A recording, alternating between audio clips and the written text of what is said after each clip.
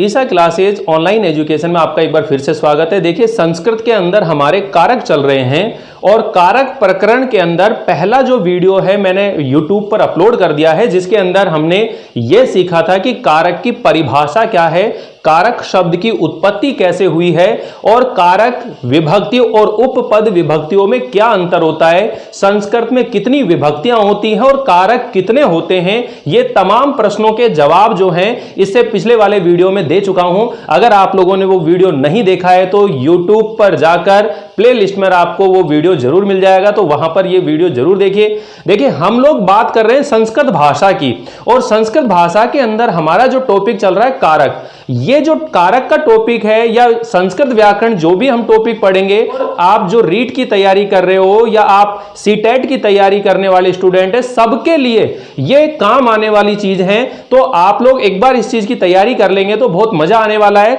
आज हम लोग शुरू करने वाले हैं कारक विभक्तियों के साथ साथ उपपद विभक्तियां क्या हैं। तो सबसे पहले हम लोग पढ़ेंगे कर्ता कारक के बारे में पढ़ेंगे। कर्ता कारक क्या होता है? देखिए, सामान्य तौर पर हम ये चीज देखते हैं कि जो कर्ता कारक होता है उसमें प्रथमा विभक्ति लगती है, लेकिन मेरा ऐसा मानना है कि जो कर्ता कारक है उसमें प्रथमा विभक्ति नहीं लगती है, बल्कि कर्ता में तो तृतीय विभक्ति भी लगती है। तो जो पाणिनि ने अष्टाध्यायी नामक जो पुस्तक लिखी थी उसके अंदर उन्होंने इस चीज का वर्णन किया है, लेकिन बाद में इस चीज का खुलासा देखें, ध्यान से समझने की कोशिश करें कि जो कर्ता का है वो उसमें तृतीय विभक्ति भी आ जाती है और जो कर्ता है उसमें प्रथमा विभक्ति भी आती है। अब तृतीय विभक्ति कब लगती है और प्रथमा विभक्ति कब लगती है, इन सभी चीजों का अंतर आप लोग इस वीडियो में सीखने वाले हैं।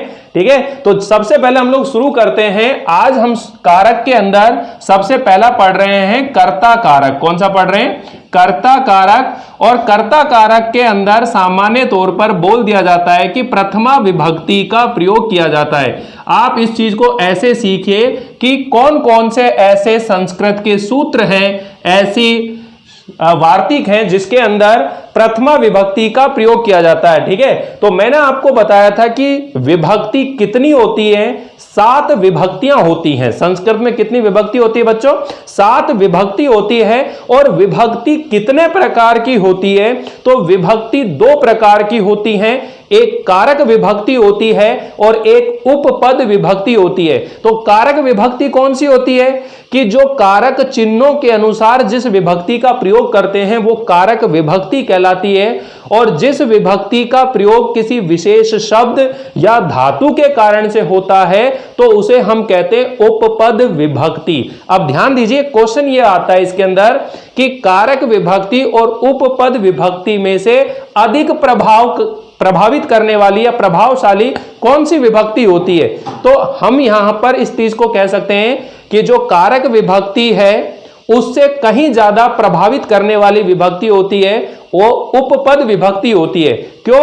क्योंकि उपपद विभक्ति जो होती है वो अधिक बलवान होती है, क्योंकि वह कारक विभक्ति के नियमों को ही क्या कर देती है, परिवर्तित कर देती है और अपने अकॉर्डिंग उसके अंदर विभक्तियों का प्रयोग होता है। तो उपपद विभक्ति जो है कारक विभक्ति से अधिक बलवान होती है। ये सीटेट, एसटेट, यूपीटेट या जो रीट की तैयारी कर रहे हैं उन लोगों के लिए क्वेश्चन बहुत महत्वपूर्ण है। ये जो लैंग्वेज L1, L2 के अंदर ये लैंग्वेज लेते हैं वहां पर भी ये चीज काम आने वाली है।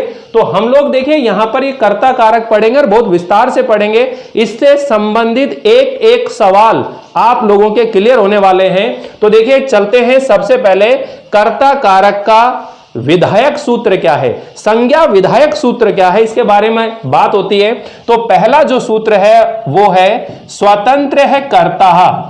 कौन सा है? स्वतंत्र कर्ता। यानी कि जो कर्ता होता है वह स्वतंत्र होता है, जो स्वतंत्र है वह कर्ता होता है। आप ऐसे बोल लीजिए या कह सकते हैं कि वाक्य में जो स्वतंत्र होता है वो कौन होता है? वो कर्ता होता है। अर्थात हम इस चीज को यह भी कह सकते हैं कि वाक्य में स्वतंत्र रूप से क्रिया को संपादित करने वाला कौन होता है? कर्ता होता है। कौन होता है? कर्ता होता है। और कर्ता जो होता है यहां पर उसका जो कारक चिन्ह होता है हिंदी के अंदर, तो कर्ता का जो कारक चिन्ह होता है वो क्या होता है? ने होता है। ये ध्यान रख लेंगे। और मैंने आपको ये बताई थी इसको पहचानेंगे कैसे। ठीक है, पहचान के बारे में बताया था कि जो क्रिया होगी उस क्रिया के साथ आपने कौन सा प्रश्न करना है? क्रिया के साथ में प्रश्न करना है कौन? प्रश्न करना है कौन? ये प्रश्न आपको करना है, प्रश्न करना है, ठीक है। और इस प्रश्न का जो उत्तर आता है वाक्य के अंदर, वही कौन होता है? कर्ता होता है। जैसे मान लीजिए मैं यहां पर आपसे कह रहा हूं कि राम पढ़ता है। अब राम पढ़ता है, कौन पढ़ता है? कौन पढ़ता है? कौन पढ़ता है? राम। आ रहा है उत्तर? तो कौन प्रश्न का जो उत्तर आता है वो कौन होता है? कर्ता कारक होता है, ठीक है। और कर्ता कारक में कौन सी विभक्ति का प्रयोग करते हैं? प्रथमा विभक्ति का प्रयोग करते हैं, ऐसा सामान्य तौर पर बोल दिया जाता है। लेकिन ध्यान देने योग्य बात है कि प्रथमा विभक्ति का प्रयोग कर्ता में ही किया जाता है, ऐसा भी सही नहीं है, क्योंकि प्रथमा विभक्ति का प्रयोग कर्म में भी किया जाता है। देखिए, जब हम वाच्य पढ़ेंगे तो एक कर्तृवाच्य होता है और एक कर्मवाच्य और भाववाच्य होता है। तो जो कर्तृवाच्य होता है उसके कर्ता में प्रथमा विभक्ति लगती है और कर्म में द्वितीय विभक्ति लगती है। लेकिन जब हम कर्मवाच्य और भाववाच्य की बात करते हैं तो कर्मवाच्य में जो कर्म होता है उसमें लगती है प्रथमा विभक्ति और कर्मवाच्य में जो कर्ता होता है उस कर्ता में लगती है तृतीया विभक्ति। तो कहने का मतलब यह है बच्चों कि कर्ता कारक में प्रथमा विभक्ति लगती है, यह बात पूरी तरह से सही नहीं है। तो इस टाइप के भी कई बार प्रश्न बन जाते हैं कि कर्ता कारक में कौन सी विभक्ति का प्रयोग किया जाता है? प्रथमा विभक्ति का प्रयोग करा जाता है, तृतीया विभक्ति का प्रयोग करा जाता है, द्वितीय विभक्ति का प्रयोग किया जाता है, या फिर ए और बी दोनों। तो आप ध्यान दीजिए, कर्ता कारक के अंदर प्रथमा विभक्ति का भी प्रयोग किया जाता है, कर्ता कारक में तृतीया विभक्ति का भी प्रयोग किया जाता है। तृतीया विभक्ति का प्रयोग कब किया जाता है? जब वाक्य कर्मवाच्य में होता है या फिर भाववाच्य में होता है, उस स्थिति के अंदर कर्ता कारक में तृतीया विभक्ति का प्रयोग किया जाता है। आगे हम लोग इस बारे में पूरे विस्तार से चर्चा करेंगे, क्योंकि वाच्य परिवर्तन ये भी टॉपिक हमारे कोर्स में है जिसे हम पढ़ेंगे। तो अभी आप लोग इतना ध्यान दीजिए, इस जो सूत्र लिखा है इसका मतलब समझ जाइए। स्वतंत्र कर्ता अर्थात जो स्वतंत्र होता है उसे हम क्या कहते हैं? कर्ता कहते हैं। अर्थात वाक्य के अंदर स्वतंत्र रूप से क्रिया को संपादित करने वाला कौन होता है? कर्ता होता है। क्या होता है? कर्ता होता है। अब हम बात कर रहे थे इस वाक्य को संस्कृत में बनाने की। तो देखिए, मैंने क्या बताया कि क्रिया के साथ में कौन सा प्रश्न करना है? कौन प्रश्न करना है। अब देखिए, कौन पढ़ता है? राम पढ़ता है। तो राम कौन हो गया? कर्ता कारक हो गया, ठीक है। और ये क्या चीज है? क्रिया। इससे पहले मैंने एक चीज और बताई, आप लोगों को ध्यान हो तो, कर्ता जिस पुरुष और जिस वचन का होता है, क्रिया भी उसी पुरुष और उसी वचन की लगती है। तो ध्यान करो, लास्ट में मैंने एक सर्वनाम शब्द तालिका पढ़ाई थी आप लोगों को। तो सर्वनाम शब्द तालिका में क्या सिखाया था कि कर्ता जो है कितने तरह से होता है, ठीक है ना। तो प्रथम पुरुष में कौन कौन से कर्ता होते हैं, मध्यम पुरुष में कौन कौन से कर्ता होते हैं और उत्तम पुरुष में कौन कौन से कर्ता होते हैं। तो ध्यान दीजिए, प्रथम पुरुष के अंदर तत्, भवत और किसी भी व्यक्ति या वस्तु का नाम, तो वहां पर ध्यान दीजिए। तो अब यहां पर देखिए, नाम है, राम क्या है? एक नाम है। तो ये प्रथम पुरुष एक वचन का करता है, प्रथम पुरुष एक वचन का करता है। तो हमारी जो क्रिया है पढ़ना, इसको संस्कृत में जब धातु बनाएंगे पठ धातु। अब पठ धातु है, देखो, और काल पहचानो, काल कौन सा है? ये वर्तमान काल है, प्रेजेंट टेंस है। इसको संस्कृत में क्या बोलते हैं? लट लकार बोलते हैं। अब लट लकार के अंदर रूप कैसे चलते हैं? लट लकार के अंदर रूप कैसे चलते हैं? पठती, पठते, पठंती, पठसी, पठते है, पठत, पठामी, पठावे, पठामे, चलते नहीं। तो प्रथम पुरुष एक वचन में पठ धातु का क्या रूप बनेगा? पठती। तो इसको जब संस्कृत बनाएंगे तो हम लोग कैसे लिखेंगे? रामः पठति। क्या बनाएंगे बच्चों? रामः पठति। तो यहां रामः पठति, ये कौन सी विभक्ति लग रही है? प्रथमा विभक्ति लग रही है। तो आप लोग इस सूत्र को बहुत अच्छे से समझ गए होंगे कि वाक्य में स्वतंत्र रूप से क्रिया को संपादित करने वाला कौन होता है? कर्ता होता है। और कर्ता कारक में प्रथमा विभक्ति का प्रयोग किया जाता है। फिर हम बात करते हैं कि कर्ता के कितने भेद होते हैं। ध्यान दीजिए बच्चों, बहुत बारीकी से चीजें सीखनी हम लोगों को। कर्ता के कितने भेद होते हैं, ठीक है, कर्ता के भेद, कर्ता के भेद, या हम यूं कह सकते हैं कर्ता कितने प्रकार का होता है। तो देखिए बच्चों, कर्ता जो है मुख्य रूप से कर्ता के 3 भेद होते हैं। मुख्य रूप से कर्ता के कितने भेद होते हैं?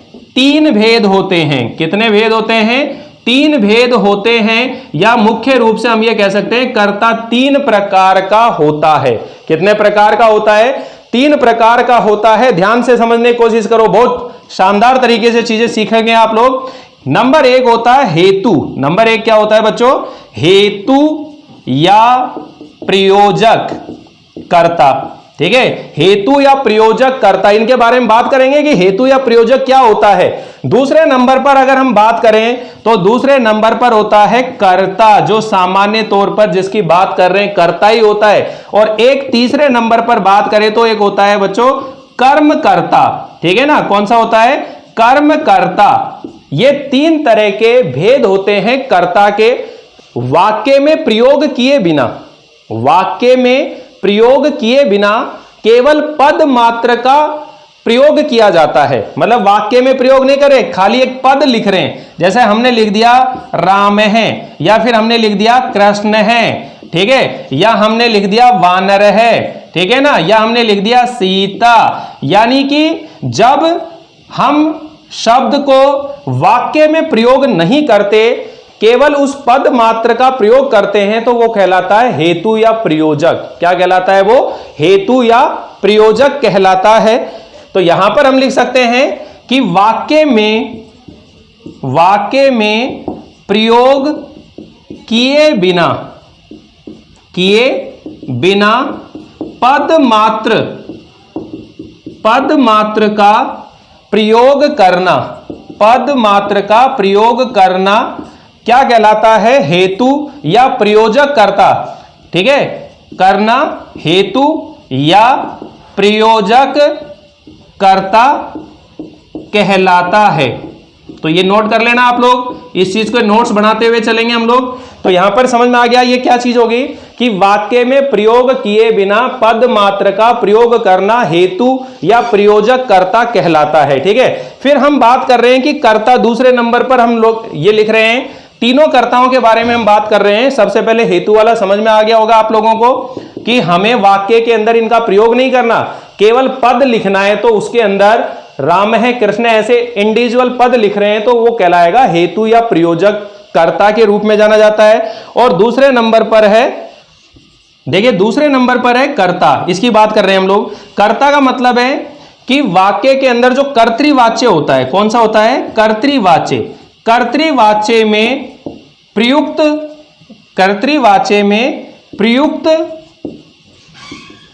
होने वाला, ठीक है, कर्तृवाच्य में प्रयुक्त होने वाला जो कर्ता होता है वो क्या कहलाता है? सामान्य तौर पर कर्ता ही कहलाता है। जैसे अभी मैंने लिखा राम है पुस्तकम पठति, राम पुस्तक पढ़ता है, तो यहां पर यह सामान्य तौर पर वाक्य में प्रयोग कर लिया अपन ने। तो कर्तृवाच्य में प्रयुक्त होने पर जो क्रिया को संपादित करता है वो क्या कहलाता है? कर्ता कहलाता है। और तीसरे नंबर का जो मैंने आपको बताया वो होता है कर्मकर्ता। कौन सा होता है? कर्मकर्ता। तो ये कहां पर ध्यान रखना आपको कि कर्मवाच्य व भाववाच्य में प्रयुक्त होने वाला जो कर्ता होता है वह क्या कहलाता है? कर्मकर्ता कहलाता है। जैसे हम यहां पर कहते हैं रामेण, यानी कि राम के द्वारा, रामेण पुस्तकम पठ्यते, राम के द्वारा पुस्तक पढ़ी जाती है। तो यहां पर ये देखिए ये कर्ता हो गया, ये कर्म हो गया, और कर्म में कौन सी लगी है? प्रथमा विभक्ति लगती है। कर्मवाच्य और भाववाच्य जो रहता है उसके कर्म में प्रथमा विभक्ति लगती है इसके अंदर। तो यहां पर देखो ये तृतीय विभक्ति लग रही है। तो जो आप इसको सरल भाषा में ऐसे समझ सकते हैं कि कर्तृवाच्य के अंदर जो कर्ता होगा वो कर्ता कहलाएगा सामान्य तौर पर कर्ता, लेकिन कर्मवाच्य और भाववाच्य के वाक्य के अंदर जिस कर्ता को प्रयोग में लेते हैं वो कहलाता है कर्मकर्ता। तो ये सीधी सीधी बात आपको समझ में आ गई होगी कि कर्ता कितने प्रकार के होते हैं, कर्ता के कितने भेद होते हैं। तो एक होता है हेतु या प्रयोजक कर्ता होता है, दूसरे नंबर पर सामान्य जिस कर्ता की बात करते हैं वो कर्ता है, और एक होता है कर्मकर्ता। क्या होता है? कर्मकर्ता। ठीक है, फिर हम बात कर रहे हैं कि कर्ता में कौन कौन सी विभक्तियां लग सकती हैं। तो कर्ता के अंदर प्रथमा विभक्ति लगती है, सब जानते हैं, लेकिन एक बात यह भी ध्यान रखें कि कर्ता के अंदर केवल प्रथमा विभक्ति लगती है, इस चीज को भी नहीं मानना चाहिए। कर्ता के अंदर तृतीय विभक्ति भी लग रही है। यहां पर देखिए कर्मवाच्य और भाववाच्य के अंदर जब कर्ता होता है तो उसके अंदर तृतीय विभक्ति का भी प्रयोग किया जाता है। तो यहां हम लोगों ने अभी पढ़ा है स्वतंत्र कर्ता और कर्ता के भेद क्या हैं। आगे का सूत्र फिर पढ़ते हैं कि जो बचे हुए हैं, एक बार आप चाहो तो इसका स्क्रीनशॉट ले लीजिए, फिर नेक्स्ट पढ़ते हैं इनके बारे में।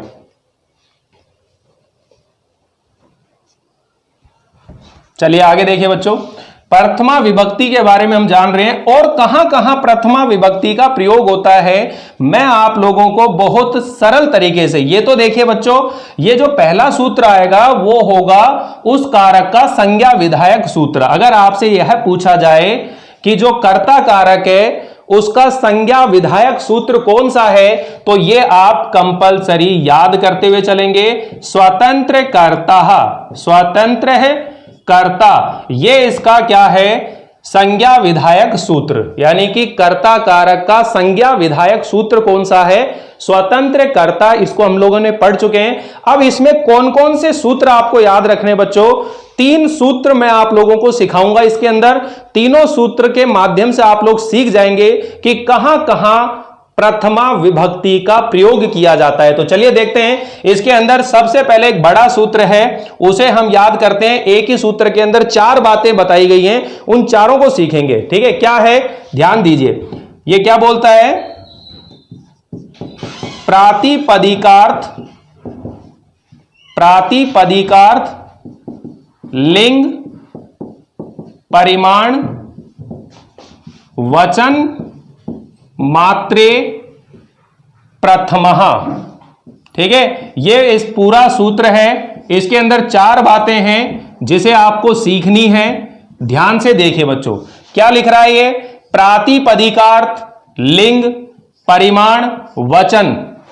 प्रातिपदिकार्थ अर्थ को बताने के लिए, लिंग की मात्रा बताने के लिए, परिमाण की मात्रा बताने के लिए, ठीक है, और वचन की मात्रा बताने के लिए या वचन बताने के लिए प्रथमा विभक्ति का प्रयोग किया जाता है। तो चलिए इसको सबको अलग अलग करके एक एक समझते हैं। एक ये बात करता है प्रातिपदिकार्थ। किसकी बात करता है बच्चों? प्रातिपदिकार्थ। ठीक है, अब प्रातिपदिकार्थ क्या होता है इसके बारे में बात करेंगे। दूसरे नंबर पर हम लोग इसके बारे में पढ़ेंगे कि लिंग मात्र के लिए, किसके लिए? लिंग मात्र के लिए। ठीक है, और तीसरे नंबर पर आएगा बच्चों वो होगा परिमाण। किसके बारे में? परिमाण मात्र के लिए। और चौथे नंबर पर हमें सीखना है वचन, वचन मात्र के लिए। यानी कि ये क्या मतलब है इनका, पहले समझते हैं प्रातिपदिकार्थ का क्या मतलब होता है। यानी कि संस्कृत के अंदर कभी भी बिना विभक्तियों के शब्दों का या पदों का प्रयोग नहीं किया जाता है। ठीक है ना? अपदम न प्रयुंजित है। आप इस चीज को ध्यान दीजिए। अपदम न प्रयुंजित है। अब इस चीज को सीखें, ये क्या कहता है? ये अपदम न प्रयुंजित है, इसका मतलब क्या है बच्चों? कि संस्कृत के अंदर जो पद नहीं हो, संस्कृत में जो पद नहीं है उसका प्रयोग नहीं किया जाएगा। और पद बनाने के लिए सुप विभक्तियां और तिंग विभक्तियों का प्रयोग करा जाता है। यानी कि संस्कृत के अंदर जो वाक्य होंगे तो वाक्य के अंदर केवल पद का ही प्रयोग किया जाता है, पद का ही प्रयोग किया जाता है। अब ये पद बनाने के लिए क्या जरूरी है बच्चों? पद बनाने के लिए दो तरह की विभक्तियां होती हैं। एक होती है सुप विभक्तियां और दूसरे नंबर पर होती हैं तिंग विभक्तियां। सुप और तिंग विभक्तियां होती हैं, तब जाकर के ये शब्द जो हैं पद बनते हैं। इनके लगने से ही, सुप विभक्तियों के लगने से और तिंग विभक्तियों के लगने से ही जो शब्द है वो पद बनता है। अब देखिए, आप लोगों को ये भाषा समझ में नहीं आ रही होगी, क्योंकि मैं अभी इस वार्तिक के अनुसार बात कर रहा हूं। इसको बहुत सरल तरीके से समझाऊंगा मैं आप लोगों को कि वाक्य जब हम लिखते हैं संस्कृत के अंदर, तो उसके अंदर जब शब्द लिखते हैं तो उन शब्दों को क्या बोला जाता है? पद बोला जाता है। और संस्कृत में पद बनाने के लिए सुप और तिंग विभक्तियां प्रयोग में लाई जाती हैं, जिनसे उनके शब्द रूप बनते हैं। यानी कि आप किसी भी शब्द का प्रयोग कर रहे हो तो उसमें कोई ना कोई विभक्ति जरूर होगी, यानी कि कोई ना कोई विभक्ति जरूर होगी। तो यहां पर यह कह रहे हैं कि किसी प्रातिपदिकार्थ का प्रयोग करने में भी प्रथमा विभक्ति का प्रयोग किया जाता है। कौन से का करा जाता है? प्रथमा विभक्ति का प्रयोग किया जाता है। तो आपसे क्या कहता है ये? अपदम न प्रयुंजित है, यानी कि वाक्य में जो पद नहीं होता है उसका कभी भी प्रयोग नहीं किया जाता है। और पद बनाने के लिए सुप और तिंग विभक्तियों का प्रयोग किया जाता है और उसी के बाद में वो पद बनते हैं। इसलिए प्रातिपदिक शब्द को, अर्थ को बताने के लिए वहां पर प्रथमा विभक्ति का प्रयोग किया जाता है। कुल मिलाकर बात यह है कि हम राम ऐसे नहीं लिखेंगे, क्योंकि ये क्या नहीं है, अभी पद नहीं है।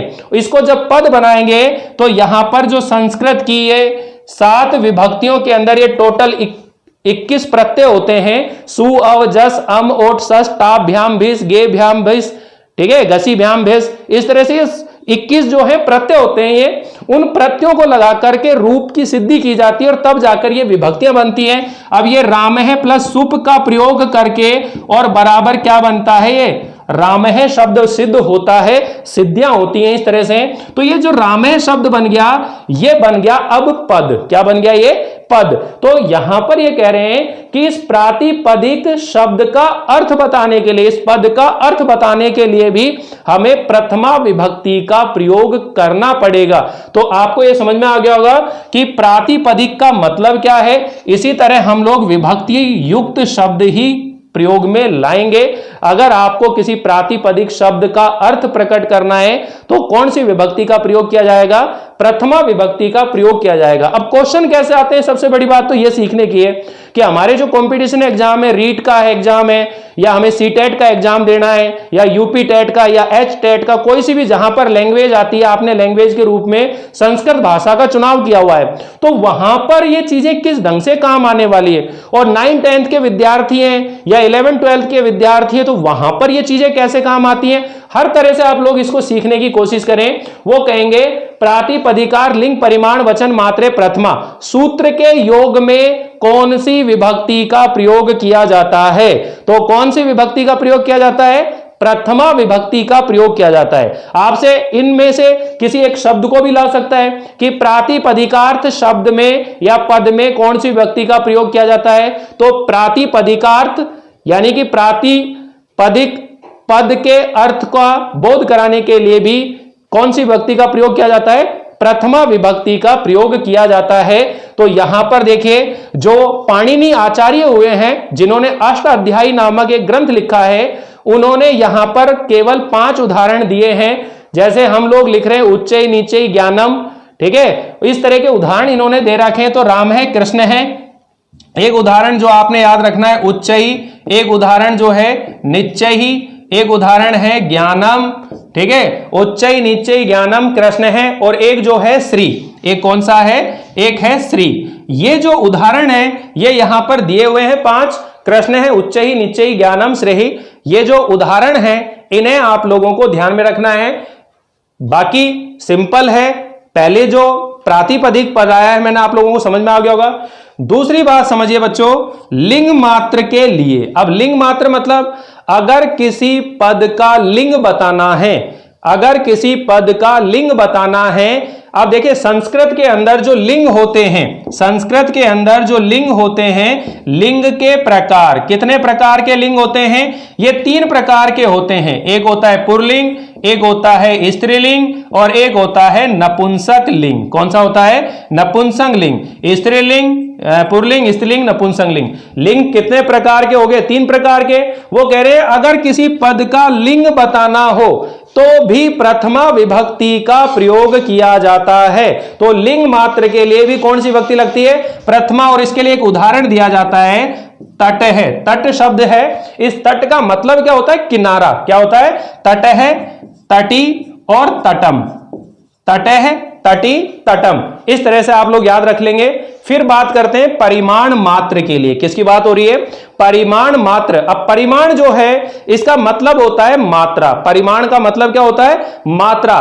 किसी पदार्थ की मात्रा बताने के लिए, किसी पदार्थ की मात्रा बताने के लिए भी प्रथमा विभक्ति का प्रयोग किया जाता है। और इसके लिए एक उदाहरण आता है द्रोणो व्रीहि। द्रोणो व्रीहि। अब ये द्रोणो व्रीहि क्या है बच्चों? यानी कि इसका मतलब होता है द्रोण भर चावल। द्रोण भर चावल। अब ये जो द्रोण शब्द है, ये द्रोण क्या है कि एक लकड़ी का बना हुआ एक पात्र है जिसमें करीब 10 सेर, 10 सेर मतलब 10 किलो के बराबर चावल मापे जाते हैं। मापने का एक पात्र है जिसके अंदर करीब 10 किलो का जो है उसके अंदर मापा जाता है। तो ये जो द्रोणो व्रीहि है, द्रोण भर चावल। तो द्रोण भर चावल का मतलब ही क्या हो गया कि यहां पर ये द्रोण जो है एक पात्र है, इसके अंदर ही इस चीज के बारे में बताई जाती है। तो द्रोणो व्रीहि का मतलब चावल हो गया। द्रोण एक पात्र है जिसमें 10 किलो के बराबर के पदार्थ को मापा जाता था प्राचीन समय में। तो उस चीज को आप ध्यान रखेंगे, द्रोणो व्रीहि।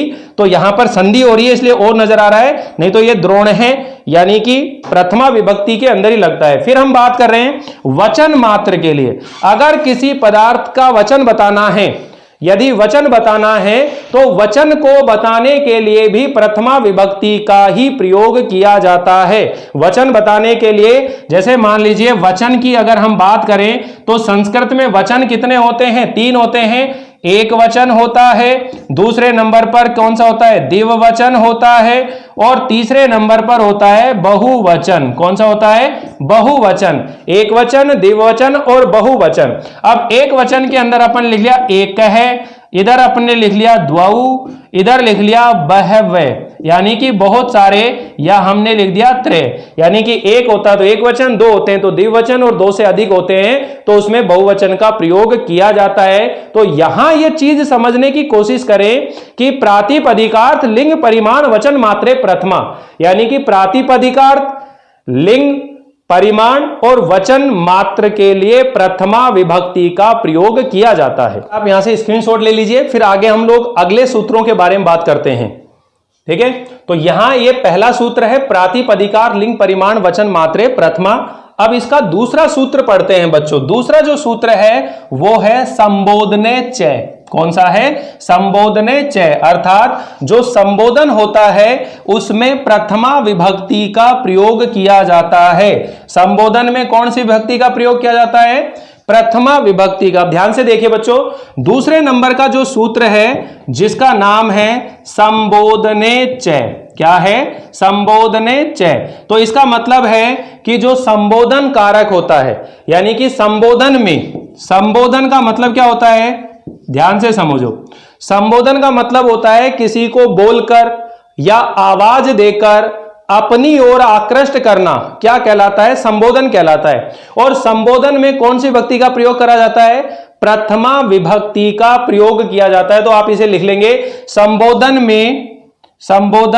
में प्रथमा विभक्ति का प्रयोग किया जाता है। प्रथमा विभक्ति का प्रयोग होता है। संबोधन में कौन सी विभक्ति का प्रयोग होता है? प्रथमा। तो मैंने जब शब्द रूप धातु रूप अपन पढ़ रहे थे उसके अंदर पहले बता दी विभक्तियां 7 होती हैं और एक होता है संबोधन। और संबोधन में कौन सी विभक्ति का प्रयोग करते हैं? प्रथमा विभक्ति का। ठीक है, अपन यहां पर कह रहे हैं कि राम पुस्तक पढ़ो, राम पुस्तक पढ़ो। तो अपन देखिए यहां पर क्या लिख रहे हैं, हे राम, ठीक है, पुस्तकम पठ, आदेश दे रहे हैं, ठीक है, पढ़तु पढ़ताम पठंतु पठ, पढ़तम पठत, पठानी पठाओ पठाम, पुस्तकम पठ, ठीक है। तो पुस्तक पढ़ो यानी तुम पुस्तक पढ़ो, तुम का भाव आ रहा है इसलिए यहां पर मध्यम पुरुष का ले रहे हैं। तो यहां पर देखिए ये प्रथमा विभक्ति का प्रयोग किया जा रहा है। तो कहने का मतलब है संबोधन में कौन सी विभक्ति लगती है, प्रथमा विभक्ति लगती है। और तीसरा सूत्र और है जिसको बोलते हैं अभिधेय मात्रे प्रथमा।